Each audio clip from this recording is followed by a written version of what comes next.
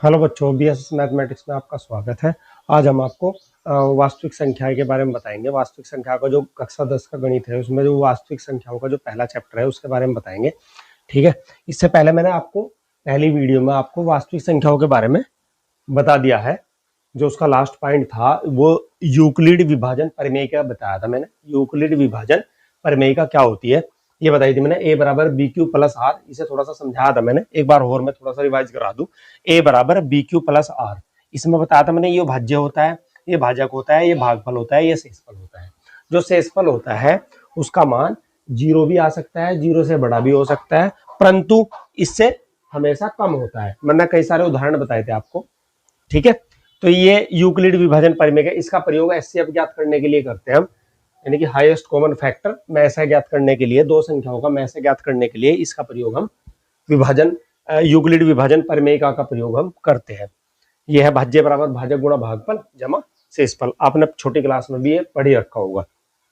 अब जो ये दूसरा है गणित की, इसमें इंपोर्टेंट मान लो आपको। इनको सबको ना, जितने मैंने लिखा रहा है ये टॉपिक जितने भी है इंपोर्टेंट मांगो, ये इस चैप्टर में कहीं ना जरूर यूज होंगे। ये इंपोर्टेंट है ये सारे के सारे टॉपिक मैंने। एक है गणित की आधारभूत प्रमेय। गणित की आधारभूत प्रमेय क्या होता है? प्रत्येक भाज्य संख्या के, यानी कि जो भाग होती है, प्रत्येक भाज्य संख्या के हम अगर गुणनखंड करेंगे तो जो अभाज्य संख्याएं आएंगी, वो प्रत्येक भाज्य संख्या के को अभाज्य संख्याओं के गुणनखंड के रूप में लिखा जा सकता है। जो प्रत्येक भाज्य संख्या होती है उसको अभाज्य संख्याओं के गुणनफल के रूप में लिखा जा सकता है।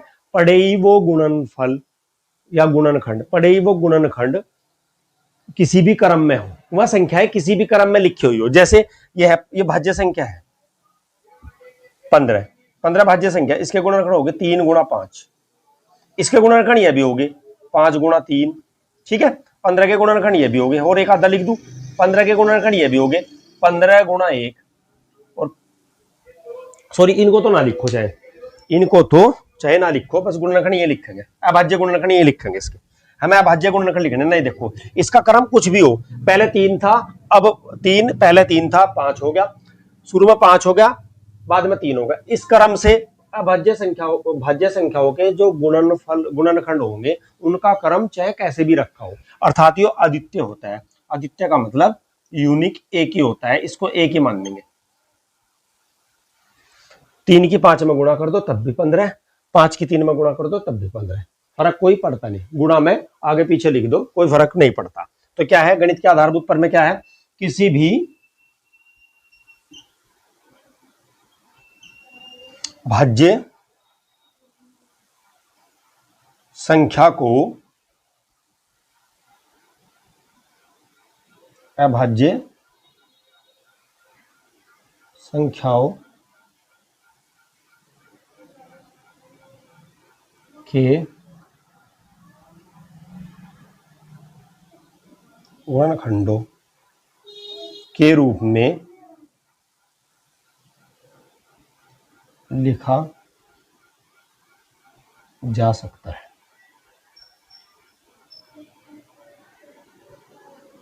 चाहे गुणनखंडों का क्रम कुछ भी हो, चाहे क्रम कोई भी हो। ये मैंने शॉर्ट लिख दिया। जैसे उदाहरण ये रहा,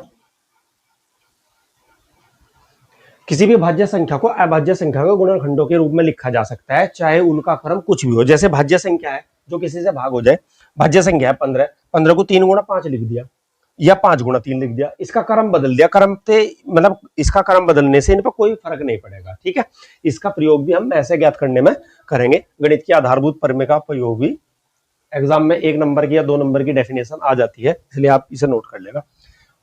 इंपोर्टेंट, बिल्कुल इंपोर्टेंट, शुरू से लेकर तीसरी चौथी क्लास से लेकर आगे तक काम आता है भाज्य संख्या।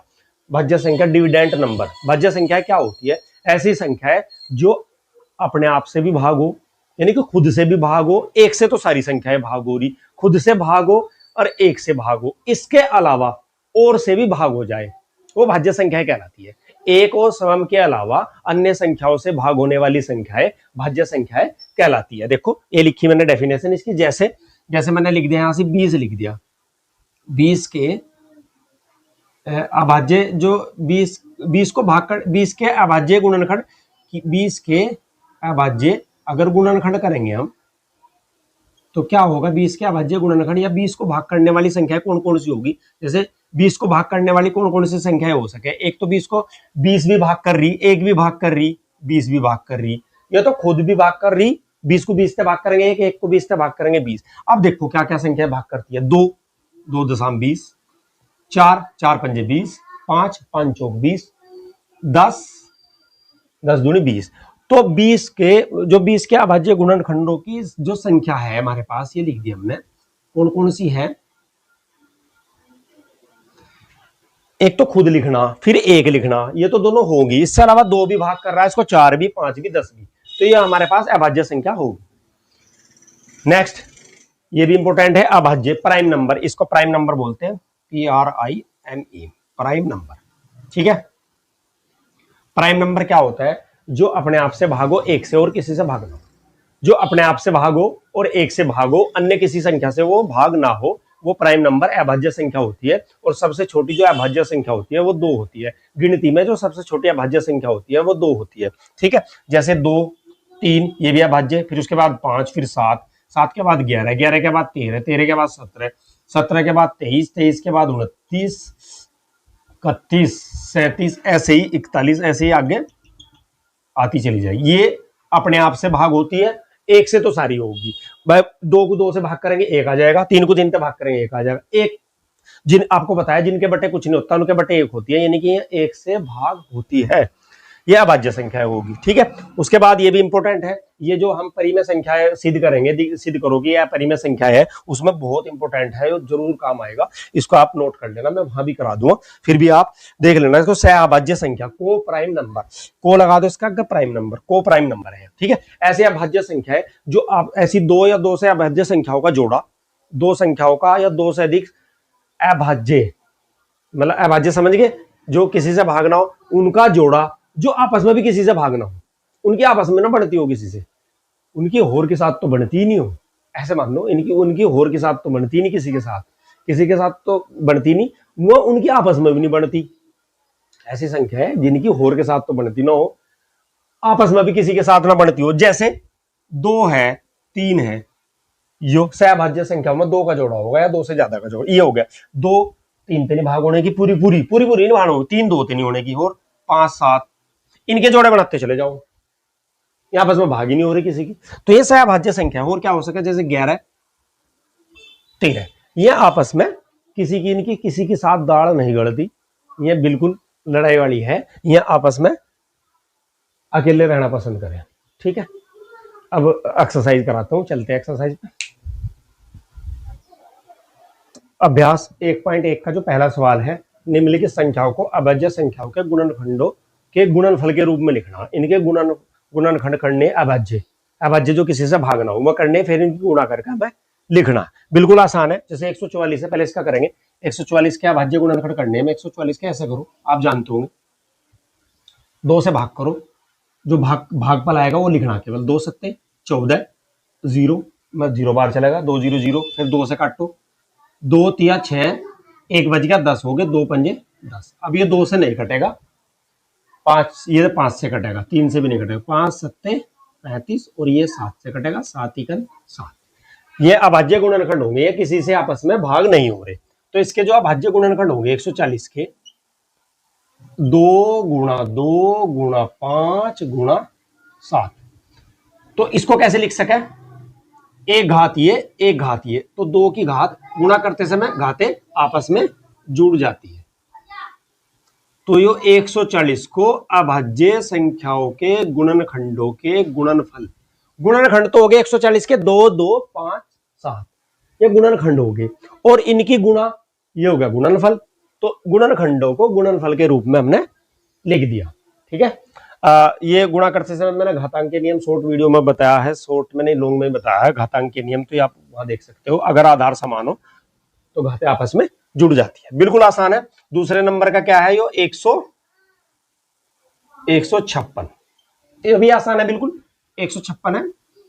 पीछे सम संख्या है, 2 ते भाग होगा, 2 का पहाड़ा पढ़ो 15 में, 2 2 सत्ते 14, 2 अट्ठे 16 ज्यादा है, 7 बार चलेगा, 2 सत्ते 14, 15 में से 14 गया, 1 6 उतार लो 16, 2 अट्ठे 16, फिर ये सम संख्या आ गई, 2 थे फिर काटो, 2 तिया 6, 1 आ गया 18, 2 नम 18, 39 आप जानते हो 13 से कटेगा 3 से, 3 एकम 3, क्योंकि विषम संख्या आगे पीछे तो ये 2 से नहीं कटेगा, 3 से, 3 एकम 3 और 3 तिया 9, और 13 है अभाज्य संख्या खुद है, मैंने बताया 13 एकम 13, तो इसका भी बिल्कुल आसान हो गया। 156 के जो गुणनखंड होंगे 2 गुणा 2 गुणा 3 गुणा 13, बिल्कुल आसान, 1 घात 1 घात 2 की घात 2 गुणा 3 गुणा 13, ये हो गए 156 के अभाज्य गुणनखंडों के गुणनफल के रूप में इसको मैंने लिख दिया, बिल्कुल आसान है, कोई दिक्कत नहीं।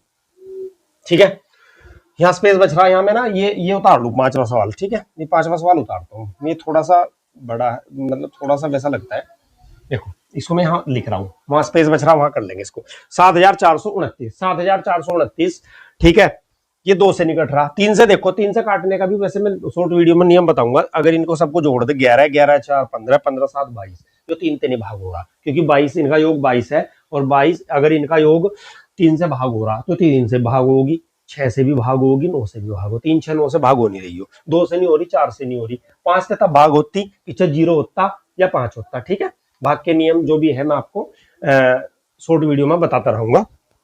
ये सीधी की सीधी 11 ते देखो, इसको काट कर 9 ते नहीं कट रहा है, 9 ते, क्योंकि 3 ते नहीं कट रहा, 9 ते काटो इसे, 9 अट्ठे 72, 2 बज गया 22, 9 ते नहीं 11 थे, 11 छक्के 66, 8 बज गया 82 हो गए, 11 सत्ते 77 77, और 11 से देखो इसको, 11 से भी नहीं कट रहा है, 13 से देखो, काट नहीं रहा, 13 से देखते हैं काट, 13 चौका 68, 6 बज गए 62 हो गया, 13 चौका 52, 10, ये है ना 13 गलत हो गया, सॉरी मार में, 13 पंजे 65, सॉरी 13 पंजे 65, ये आ गया 65, उसके बाद कितना बचा, 9 92 हो गया, 13 सत्ते 91, ये नहीं कट रहा, 13 सत्ते 91, 1 19 बज गया, 13 से नहीं कटेगा, 17 से काटो इसे, 17 चौका 68, 6 62 हो गया, 17 से 51, अगर इसमें तो घटाएंगे कितना बचेगा, 11, 17 सत्ते 119, तो 17 से कट गया, 17 से दोबारा, 17 दूनी 34, ये 17 से नहीं कटेगा, 19 से देखो काट कर, 19 दूनी 38, 5 7 बज गए 57, 19 त्या 57, और ये सीधा अभाज्य संख्या है 23 का 23। थोड़ा सा इसकी प्रैक्टिस कर लिए, 2-4 बार कर लिए तो फिर ये याद ही हो जाएगा। यहां लिख दो, नीचे लिख दो मैं इसको, सॉरी 74, एक मिनट,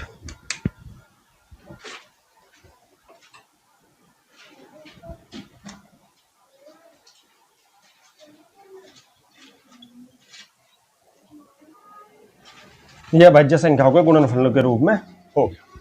ठीक है, ये नेक्स्ट है, इसमें चलते हैं 3825, इसके गुणनखंड करने में 3825, ये 5 है पीछे, अगर 5 हो या 0 हो तो ये 5 से भाग होगा, 3 से भी देख लो, 3 एकम 3, 3 दूनी 6, 3 से भी कट जाएगा, जोड़ के देख लो, तोड़ के भी 3 से भाग हो रहा, 3 एकम 3, 8 में 3 का पाड़ा 2 बार चलेगा, 3 दूनी 6, 2 बज गए 22 हो गए, 22 में 3 का पाड़ा 3 सत्ते 21, 1 बज गया 15, 3 पंजे 15, 3 ते फिर काटो, 3 चौक 12, 7 में 2 बार, 3 दूनी 6, 1 बज गया 15 हो गए, 3 पंजे 15, अब 3 ते नहीं कटेगा, 3 एकम 3 चौक 12, 5 तक कटेगा सीधा, 5 अट्ठे 40, 2 25 हो गए, 5 5 25, ये भी 5 से कटेगा, 5 एकम 5, 3 बज गए, 8 में तो 5 गया 3, 35 हो गया, 5 सत्ते 35, और 17 भाज्य संख्या है, यो किसी से नहीं कट रहेंगे, इसकी तो सबके साथ दुश्मनी, अपने से ही बस दोस्ती, इसकी दोस्ती अपने से है बस। ठीक है, ये किसी से नहीं कटेगी, तो इसके अभाज्य गुणनखंड क्या होगा, 3 8 2 5 के 3 3 5 5 और 17, यानी कि क्या लिखेंगे, 1 घात इसकी, 3 की घात 2 गुणा एक घात इसकी, एक इसकी, 3 की 5 की घात 2 गुणा 17, 3825। इसके जो अभाज्य गुणनखंड हो गए, गुणनखंड ये हो गए। ठीक है, इसका आंसर आ गया। अब ये वाला लास्ट इसका 5005। आप देख रहे हो कि कैसे कटेगा। अगर इकाई अंक 0 हो 5 हो तो निश्चित रूप से 5 से ही कटेगा। 5 इकन 5, 0 0, 5 इकन 5। 3 से देख लो से कटा, 3 से 3 तिया 9, 3 तिया 9, 3 नहीं कटने का। 7 से देख लो, 7 इकम 7, 30 हो गया, 7 चौक 28, 2 बज गया 21, 7 से कटेगा। 7 इकन 7, 10 में से 7 गया 3, 0 उतार लो, 30 हो गया, 7 चौक 28, 2 बज गया, 1 उतार लो 21, 7 तिया 21। ये 3 से नहीं कटेगा, ये सीधा 11 से कटेगा। 11 इकन 11, 14 में से 11 गया 3 और 3 पीछे 33, 11 तिया 33 और ये 13 इकन 13। तो इसके गुणनखंड क्या हो गए? 5000। 5 के अभाज्य गुणनखंड क्या हो गए? 5 गुणा 7 गुणा 11 गुणा 13। प्रश्न 1 के 5 सवाल थे, पांचों के पांचों हल हो गए। चलते हैं नेक्स्ट सवाल पे। एक्सरसाइज 5.1 का ये रहा सेकंड सवाल। सेकंड सवाल ये रहा। यहाँ से सेकंड सवाल से पहले आपको एक सूत्र पता होना चाहिए। जो संख्याओं का मैस है और लैस है होता है, वो क्या होता है?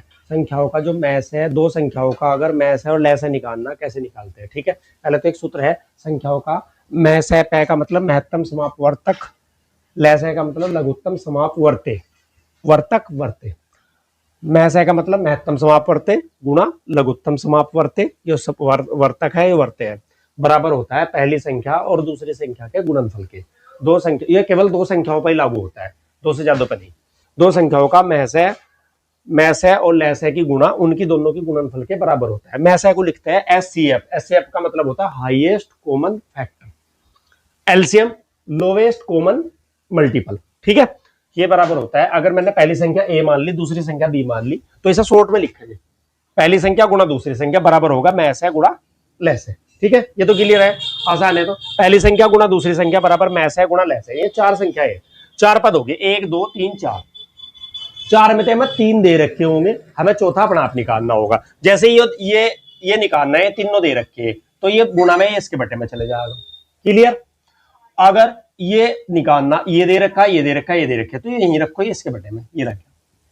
अब उधर से देख लो, अगर हमें एचसीएफ निकालना, ये दे रखा, ये दे रखा, ये दे रखा, तो ये इसके बटे में, ये रहा। ठीक है, अगर हमें ये निकालना, एलसीएम निकालना, ठीक है ना, एलसीएम निकालना, ठीक है, और ये दे रखा, तो ये इसके बटे में चले जाएगा। तो इससे हमारे चार सूत्र बन गए। आपको याद रखना, संख्याओं का गुणनफल बराबर मैस है गुणा लैस है। ठीक है, मैस है गुणा लैस है। मैस है क्या होता है? ऐसी बड़ी से बड़ी संख्या जो दो संख्याओं को पूरा पूरा भाग कर दे, ये तो मैस है होता है। जैसे 4 और 6 का मैस है क्या होगा? इनमें बड़ी संख्या बताओ, 4 6 में क्या होगी? 2 ऐसी संख्या है, तो एक भी है, सबसे बड़ी 2 है, ये दोनों को भाग कर देगी मैस है में। जैसे 4, अगर मैं बताऊं 10 और 20 का मैस है क्या होगा? एचसीएफ क्या होगा? आपको पहले ये पता होना चाहिए। मैस है का मतलब बड़े से बड़ा। तो दो जो इन दोनों को भाग कर दे, बड़ी से बड़ी, इन दोनों को तो 2 भी भाग कर रही, 2 से 2 से बड़ी क्या है? 10, 10 इसे भाग कर रही, 10 इसे भी, तो इसलिए मैस है इसका हो गया 10, एचसीएफ इसका 10 होगा। अब एलसीएम की बारी। एलसीएम क्या होता है? शॉर्ट बता रहा, थोड़ा सा आपने पढ़ा भी होगा। एलसीएम क्या होता है? एलसीएम क्या होती है? ऐसी छोटी से छोटी संख्या जो दोनों से भाग हो जा, इन दोनों से भाग हो जा। कौन सी संख्या हो सके जो दोनों से भाग कर? सबसे पहला आएगी 20। 20 देखो, इससे भाग हो रही, इससे भी सबसे छोटी, इससे बड़ी तो 40 भी होगी, दोनों से भाग हो जाएगी। इससे बड़ी 60 भी होगी। तो इसलिए इसमें एलसीएम ना छोटी से छोटी बोलते हैं, एचसीएफ में बड़ी से बड़ी बोलते हैं। ठीक है, तो अब समझ गए हो गया आप?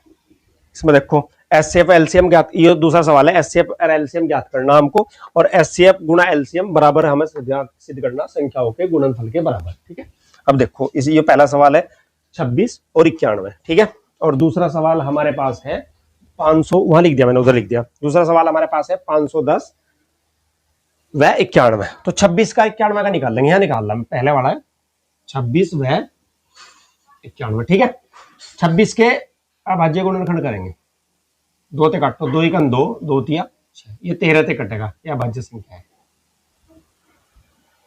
ठीक है, तो 26 के जो अभाज्य गुणनखंड हो गए 2 गुणा 13, 2 गुणा 13 हमारे पास हो गया। ठीक है, आधारभूत पर में से 2 गुणा 13। अब 91 के देख लो, 3 से काटो, 3 नहीं, 3 से नहीं कटेगा, 7 13 7 91, 7 से कटेगा सीधा, 7 1 7, 7 21 और 13।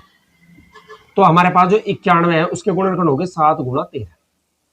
अब जो इसका एचसीएफ है, एचसीएफ क्या होगा, ऐसी संख्या जो दोनों में हो, अब बड़ी से बड़ी नहीं, इसमें यहां से यहां देखना पड़ेगा, इसमें दोनों में होनी चाहिए और दोनों में छोटी होनी चाहिए। यहां से देखो, इनमें दोनों में कॉमन क्या है, जो दोनों को भाग कर रही, जो 26 को भाग कर रही और 9 को भाग कर रही, कौन सी है, 13। तो इसका एचसीएफ हो गया 13। ठीक है, अब एलसीएम की बारी। एलसीएम में क्या हो, एलसीएम निकालने का क्या तरीका हो, जो दोनों में कॉमन है, बड़ी घात का है वो ले लो, बाकी जो बच रहा सारा ले लो गुणा में। ये दोनों में तो बराबर घात का ले जाएगा एक बार, ये समझो 13 ले लिया हमने, बाकी जो शेष बच रहा, क्या बच रहा शेष इसमें, एक तो 2 बच रहा, एक 7। आप सोचो कि 13 तो एक और बच रहा, नहीं, ये भी लेना है, ये लेना है, छोटे ये लेना है हमारे पास 13। ये दोनों में जो कॉमन होगा, बड़ी घात का होगा, वो लेना होगा। अगर यहाँ 13 की घात 2 होता है, यहाँ 13 की घात 1, तो हम 13 की घात 2 लेते, इसका मतलब 13 की घात 2 भी लिएगा, 13 भी लिएगा। ठीक है, तो ये आ गया हमारे पास 13 और फिर 2 और गुणा 7, तो कितना हो गया, 13 7 दूनी 14, 14 की 13 की, तो 14 या 42, 14 कम 14 और 4 18, 182 हो गया इसका एलसीएम। अब क्या कह रहा हो, हमें यह सिद्ध करना एलसीएम गुणा एचसीएफ, गुणा कर लो दोनों की, 13 गुणा 182, गुणा करो, 13 दूनी 26, 13 104 और 2 106, 10 बच गया, 13 कम 13 10 और 23, यह आ गया निकाल एलसीएम और एचसीएफ, ये आ गया हमारे पास। ठीक है, नंबर 1। अब उसके बाद हमें निकालना उनकी गुणा, दोनों की गुणनफल, यहां लिख दो गुणनफल, दोनों का हमें क्या निकालना, गुणनफल, संख्याओं का गुणनफल। 26 की और 91 की गुणा कर लो। ठीक है, यहां कर लो, इधर 6 कम 6, 6 नम 54, 2 कम 2, 2 नम 18, यह आ गया 6 6 8 5 13 2, तो ये भी कितना आ गया हमारे पास। ठीक है, ये इसका गुणन ये आ गया और ये इसका आ गया। ठीक है, तो नंबर 2, तो यहां लिखेंगे, इसको मिटा दोगे, समीकरण 1 व 2 से एलसीएम गुणा एचसीएफ बराबर संख्याओं का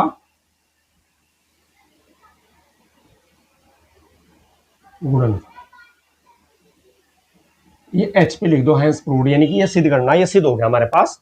ठीक है, सबसे पहले क्या करा हमने, मैं से निकाला, फिर ले से निकाला, फिर दोनों की गुणा करी, फिर दोनों संख्याओं की गुणा करी। हमें मैं से ले से तो चाहिए था, मैं से ये रहा, मैं से ये भी चाहिए था हमें, और ये भी चाहिए था।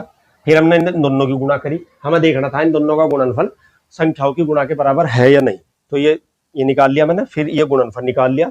अब समीकरण 1 व 2 से क्या हो गया, दोनों आपस में क्या होगी, बराबर होगी। ठीक है, तो ये हमारा पहला सवाल सिद्ध हो गया। अब दूसरा सवाल करते हैं। दूसरा सवाल हमारे पास है 510 और 92। मैं 510 और 92 इसको रब कर दूं, 510 और 92 आराम से हो जाएगा। 510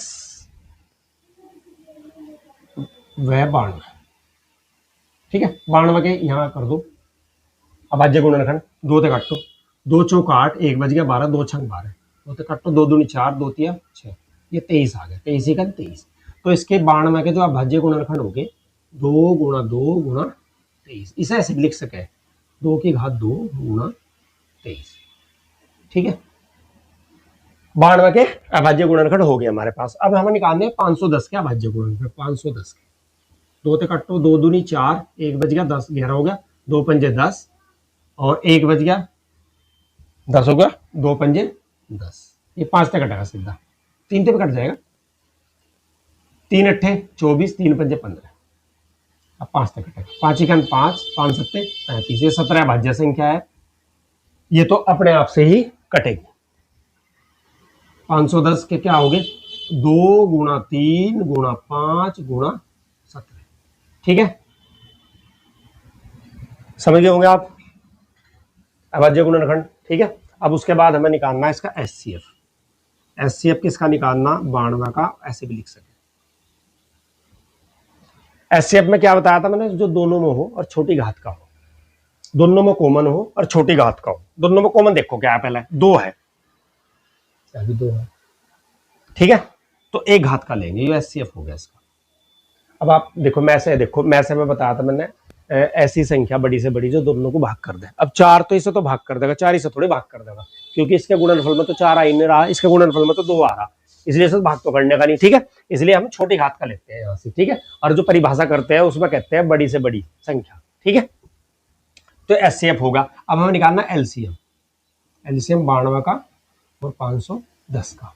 ठीक है, तो पहले तो दोनों में जो बड़ी घात का वो ले लो, इसका मतलब हमने दोनों ले लिए। उसके बाद जो शेष बच रहा सारा लेना, 23 3 5 17, 3 5 17, यह आ गया हमारे पास 4। ठीक है, इसकी गुणा कर दो, 23 या 69 ऐसे होगा, 23 या 69 है ना, और 17 पंजे 85, गुणा तो करनी पड़ेगी। 4 3 4 9 36, नहीं उधर करो, 4 की गुणा उसमें थोड़ा आसान है, 4 पंजे 20, 4 टे 32 और 2 34 है, गुणा इसकी कर दी मैंने, आप कैसे भी कर लियो। ठीक है, कोई दिक्कत नहीं, यहाँ गुणा करो इधर 340 की और 69 गुणा, 9 0 0 9 चौक 36, 9 तिया 27 30, 6 0 0 6 चौक 24, 6 तिया 18 और 2 20, ये आ गया हमारे पास 0 6 4 3 2, ये आ गया हमारे पास 23,460, ये आ गया हमारे पास एलसीएम। ठीक है, अब हमें क्या करना, जो हमें सिद्ध करना है एलसीएम की और मैसे की गुणा एचसीएफ की गुणा उनकी दोनों संख्याओं के गुणनफल के बराबर होना चाहिए। देखो पहले क्या करना है, हमें एलसीएम में यहाँ से 500, पहले तो इनकी एचसीएफ और एलसीएम की गुणा करो, एचसीएफ गुणा एलसीएम, एचसीएफ 2 है और ये हमारे पास 23,460। ठीक है, तो 23 ये आ गया 2 0 0 2 छंग 12, 2 चौक 8 1 9, 2 ते 6 2 दूनी 4, ये आ गया हमारे पास नंबर 1। ठीक है, अब हमें करना संख्याओं का गुणनफल, गुणनफल, गुणनफल भी आसान है, कोई दिक्कत नहीं, आराम से बिल्कुल टेंशन ना लेकर करना। ठीक है, टेंशन नहीं लेनी है, बिल्कुल आराम से। गुणा तो आप जानते होंगे, छोटी क्लास से आपने गुणा करनी सीखी होगी, इतना बड़ा नहीं है। अगर डर गए तो मर गए, मर गए का मतलब डरना नहीं बिल्कुल भी। गणित है, गणित निर्जीव चीज है, सजीव नहीं है, आपसे बड़ा कोई नहीं है। ठीक है, 2 0 0 2 एकम 2 2 पंजे 10, 9 0 0 9 एकम 9 9 पंजे 45, बिल्कुल आसान। 0 2 9 6 4, क्या आ गया 46 920, बिल्कुल आसान, ये आ गया हमारे पास गुणनफल। ये नंबर 2।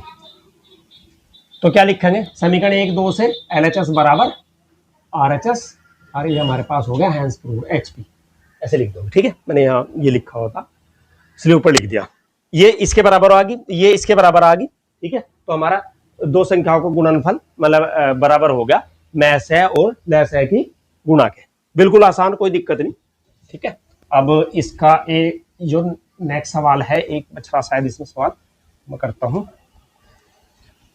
बिल्कुल भी गणित से घबराने की जरूरत नहीं है। गणित जिसके समझ में आना शुरू हो गया वो गणित से कभी नहीं डरता, गणित से वो कभी नहीं डरता। एक 336 है और 54 है, तो थर्ड सवाल है इसका 336 व 54। ठीक है, वही याद करना, पहले 336 का निकाल लो, 2 ते कट्टो, 2 एकम 2, 1 बज गया 13, 2 छंग 12, 2 अट्ठे 16, 2 अट्ठे 16, 2 चौक 8, 2 ते कट्टो, 2 चौक 8, 2 दूनी 4, 2 ते फिर कट्टो, 2 दूनी 4, 2 एकम 2, 3 ते 3 7 21 और 7 ते, इसको भी कर लो 54 को साथ में, 2 दूनी 4, 2 7 14, 3 ते कटेगा सीधा, 3 9 27, 3 तिया 9, तो 336 को क्या लिखेंगे भाई, 2 कितनी बार है, 4 बार, तो ऐसे लिख सकते हैं, कोई दिक्कत, या 2 को 4 बार लिख दो, 2 गुणा भाई ऐसे लिख दो। ठीक है, और 54 को लिखेंगे 2, 3 कितनी बार है? 3 बार। ये बिल्कुल आसान हो जाएगा। तो हमें क्या निकालना है? एचसीएफ। एचसीएफ किसका? 336 का व 54 का। कोमा लगा दो बीच में। एचसीएफ में क्या होगा? जो दोनों में हो, छोटी घात का हो, दोनों में कॉमन हो। 2 की घात 4, 2 की घात 1, तो छोटी घात वाला लेंगे, ठीक है। 3 की घात 1, 3 की घात 3, तो छोटी घात का लेंगे, ठीक है। तो ये हो गया हमारे एचसीएफ, बिल्कुल आसान। अब निकालना हमें एलसीएम। 336 व, यहां क्या करेंगे? यहां बड़ी घात का लेंगे। 2 की 4, 2 की 2 में तो 2 की 4। अब समझो दोनों लिए गए। 3 की 1, 3 की 3, तो क्या लेंगे? 3 की 3, बाकी बचा 7। 2 की 4 का मतलब कितना हो? 2 दूनी 4, दूनी 8, दूनी 16, अरे हो गया 27। 3 क्या होते 27, 7 गुणा कर दो। 16 सत्ते 112, 2 11 बच गए। 16 दूनी 32 और 11 47, 7 दूनी 14, 7 21, 22, 7 चौक 28, 30। ये आ गया हमारे पास एलसीएम, बिल्कुल आसान, कोई दिक्कत नहीं। अब हमें क्या निकालना? ये हमें सिद्ध करना लैसैर मैसै की गुणा संख्याओं के गुणनफल के बराबर है या नहीं, ठीक है। तो क्या करेंगे? पहले एलसीएम गुणा एचसीएफ, इन दोनों गुणा कर लो, ठीक है। ये तो 6 है, एलसीएम 3024 और ये है 6 की गुणा 6 चौक 24, 6 दूनी 12 और 4 14, 6 0 0, 6 18, ये आ गया। ये आ गया हमारे पास नंबर 1, क्लियर। अब उसके बाद संख्या गुणनफल निकाल लेंगे। जो संख्या है हमारे पास 2, इनका हम गुणनफल निकाल लेंगे। 336 गुणा 54, इधर कर लो गुणा, जगह हमारे पास बहुत है। 4 छंग 24, 4 तिया 12 और 2 14, 4 तिया 12 और 1 13, 5 छंग 30, 3 बज गया। 5 तिया 15, 3 18, 5 तिया 15 और 1 16, 4 4, सॉरी यहाँ देखो इसके नीचे, 8 3 11 का 1 का 1 2 2 8, ये ठीक है। हमारे पास कितना आ गया? 18 144, ये आगे नंबर। क्या लिखेंगे? समीकरण 1 व 2 से एचसीएफ गुणा एलसीएम बराबर होगी संख्याओं का गुणनफल, हैंस प्रूव्ड, क्लियर।